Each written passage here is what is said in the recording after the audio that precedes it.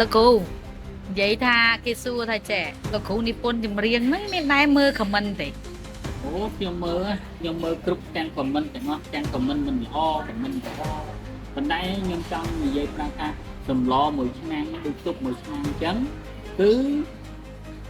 អត់អាចតម្រូវមនុស្សគ្រប់រូបទេមានអ្នកខ្លះចូលចិត្តហើយអ្នកមិនចូលចិត្តខ្ញុំនិពន្ធបទចម្រៀងក៏អញ្ចឹងដែរមានអ្នកខ្លះគេចូលចិត្តគេសរសើរអ្នកខ្លះគេមិនចូលចិត្តគេខមមិនអញ្ចឹងមកខ្ញុំស្វាគមន៍ទាំងអស់